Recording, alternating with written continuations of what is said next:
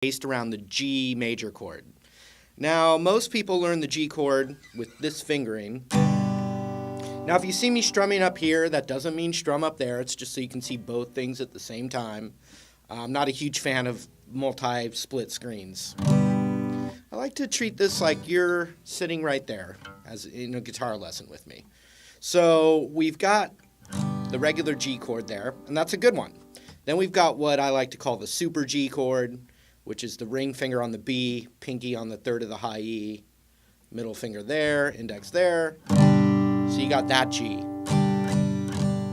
But I think there's a lot of really cool tricks when you finger the G with these fingers, this voicing. So what we're going to have here is the ring finger on the third fret of the E string. It's the root. And then middle finger on the second fret of the A string.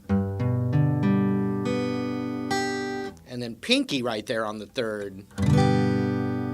So when we finger it that way, what happens is the first thing that's very cool, and that's going to be this video, this module, this chapter, is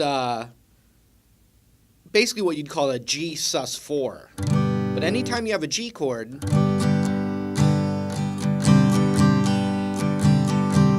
when you finger it with this particular fingering, you can add your index finger to the first fret of the B string while you strum the chord.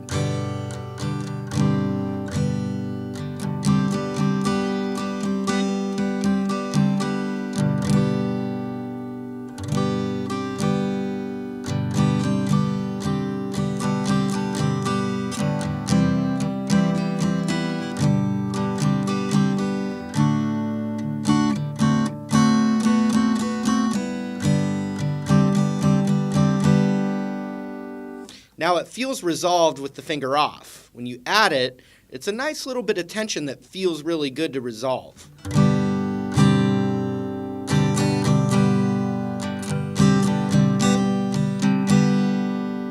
Okay, so that's the first little thing, something to start working on. But then what I like a lot,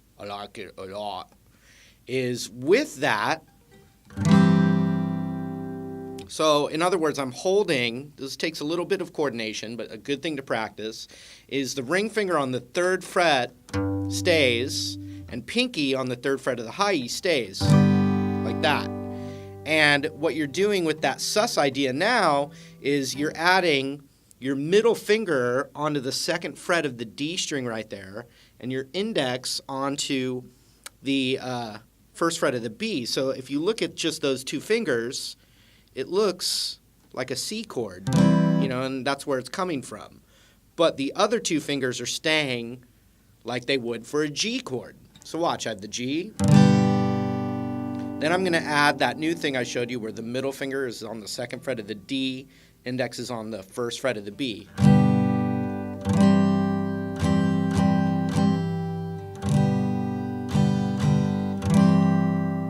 Now, you could call that a G sus4 still, but I think a good name for it would be a C over G or a C/G when you see these slash chords.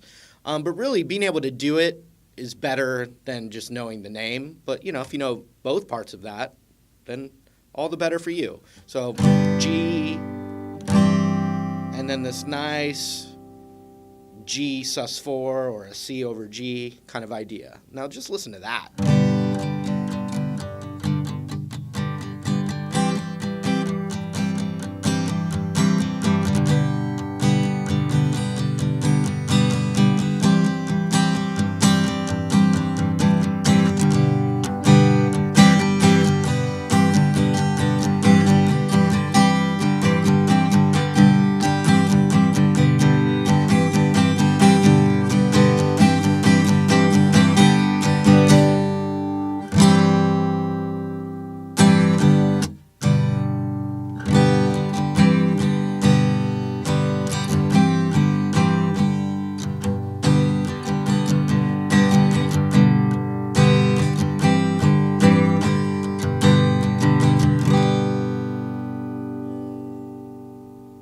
All right, so the other thing that I want to show you, just based off of this, and we're going to keep expanding, but the other thing that's really related to this idea, when you play this new little shape that I'm showing you, this part of it, which once again, 2nd fret on the D string, 1st fret on the B string, if you're just playing the middle strings, you can slide, and so in other words, if you can, just focus on the D, G, and B strings of this for a second. If you get the whole thing in there, it's okay. But what's a really cool trick as well, I'm going to give a shout out to my buddy Colin from college who used to do this a lot, and I grabbed it up from him. You take this little move and you slide it up a whole step. And slide it back. You could slide it up and hold there. Hear that?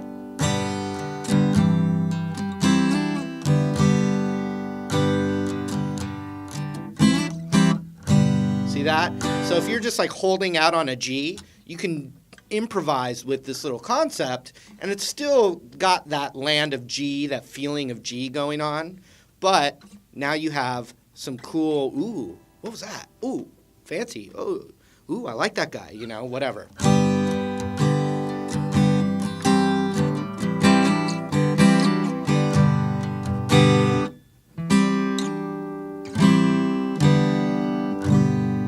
Now, as I said, if I was talking about the D, G, and B string, focusing on that,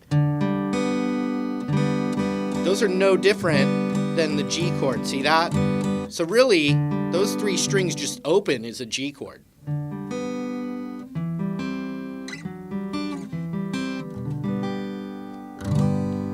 See that? So that's even another cool thing.